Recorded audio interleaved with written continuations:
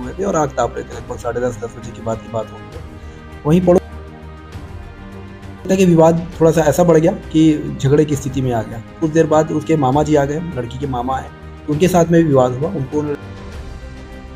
वो आया वहाँ पर, मैं उसके साथ में विवाद हुआ। फिर इन तीनों लड़कों में से गन्नू ने एक चाकू निकाला और उसके पेट में मार दिया।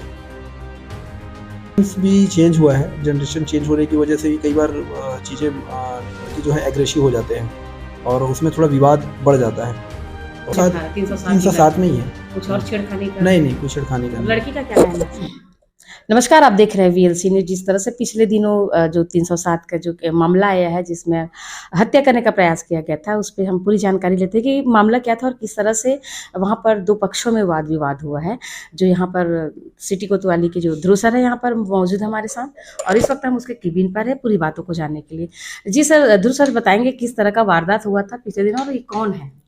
ये शिवपारा का मामला है। वहाँ पर माया ढीमर नाम की जो लड़की है और उसके कुछ परिवार के लोग थे जो वहीं पर में बैठे हुए थे और आग ताप रहे थे। लगभग 10:30 बजे की बात होगी है।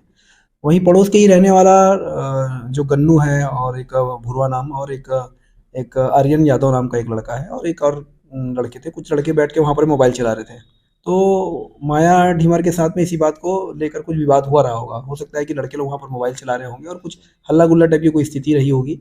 तो उस स्थिति को देखते हुए फिर उसने उनको समझाया होगा कि बोले आप यहाँ से चले जाओ, ऐसा करके। देखते देखते थोड़ा सा विवाद बढ़ गया और चूंकि हम लोग वहाँ पर ढीमर जाति के ही लोग हैं, सभी लोग वहाँ पर, तो अब हो सकता है कि विवाद थोड़ा सा ऐसा बढ़ गया कि झगड़े की स्थिति में आ गया। कुछ देर बाद उसके मामा जी आ गए, लड़की के मामा आए, तो उनके साथ में भी विवाद हुआ। उनको लड़के लोगों ने धक्का दे दिया।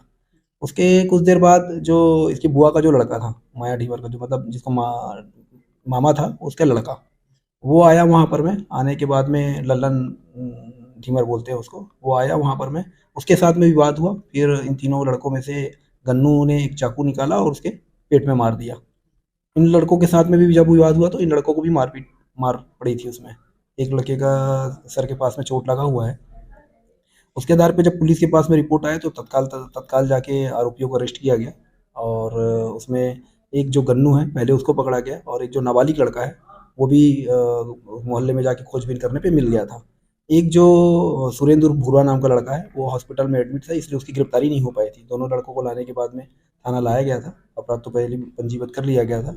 और जिस लड़के को चोट लगा था उसको मैं और पेट्रोलिंग जो टीम है वो जाकर जिला अस्पताल से उसको गंगोत्री हॉस्पिटल ले गया था। तो वहाँ जाके डॉक्टर से बात की। डॉक्टर से बात करने पर बताया कि सिचुएशन थोड़ा सा क्रिटिकल जरूर है, लेकिन हाँ समझ जाएगा करके ऑपरेशन उन्होंने ऑपरेशन किया।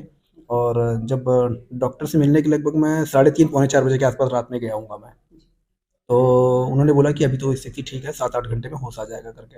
कल उसके परिवार वाले भी आए थे तो बताया कि अभी स्थिति उसकी ठीक है, बातचीत कर रहा है करके। दोनों एक ही समाज के सर? हाँ, दोनों एक ही समाज के हैं हम लोग और मेरे को लगता है कि उन लोग रिश्तेदारी में भी होंगे। सर इसमें क्या काउंटर केस बना है कि नहीं, अभी तो फिर आप एक तरफा ही था, क्योंकि मामला ऐसा गंभीर सिचुएशन था। कहीं लड़की की उसमें अगर मृत्यु हो जाती तो ऐसी स्थिति में काउंटर करना न्याय हित नहीं होता फिर वो, इस वजह से हमने एक ही तरफ से किया था। सर अभी लग नहीं रहा कि आसपास में मामूली बातों पर जो है चाकूबाजी हो जा रहा है? अब क्या है, आजकल जनरेशन भी चेंज हुआ है। जनरेशन चेंज होने की वजह से भी कई बार चीज़ें लड़के जो है एग्रेसिव हो जाते हैं और उसमें थोड़ा विवाद बढ़ जाता है।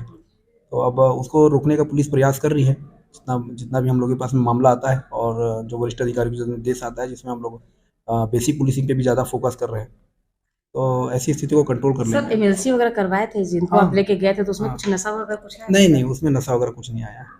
डॉक्टर ने बताया नशा नहीं आया, वो खाना खाया हुआ था वो लड़का जो। क्या कारण है सर युवाओं में इतना आक्रोश होने का वजह क्या लगता है?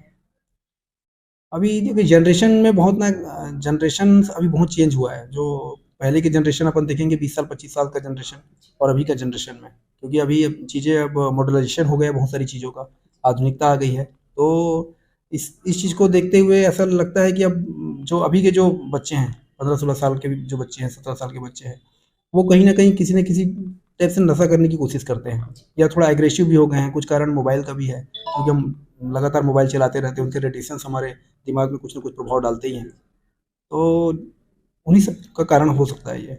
मोहल्ले में किसी प्रकार से तनाव वगैरह तो नहीं, कोई तनाव नहीं है अभी वहाँ पर में। और हाँ, है? वातावरण शांत है वहाँ पर में। और एक लड़का जो बचा हुआ है उसकी गिरफ्तारी भी हम लोग जल्द कर लेंगे। जो अभी बचा हुआ जो लड़का है उसका पहले कुछ क्रिमिनल रिकॉर्ड कुछ रहा है सर? नहीं, उसका कोई क्रिमिनल रिकॉर्ड नहीं था, एक्सीडेंट वगैरह का मामला था। 2 एक्सीडेंट का मामला रहा है और एक ऐसी मारपीट का मामला था। अभी किस तरह का उसके ऊपर कंप्लेंट दर्ज हुआ है सर? 307 307 307 में ही है। कुछ और छेड़खानी का? नहीं, नहीं, कोई छेड़खानी का नहीं। लड़की का क्या कहना है सर? लड़की तो उसकी बहन लगती है, रिश्ते तो में बहन ही लगती है वो।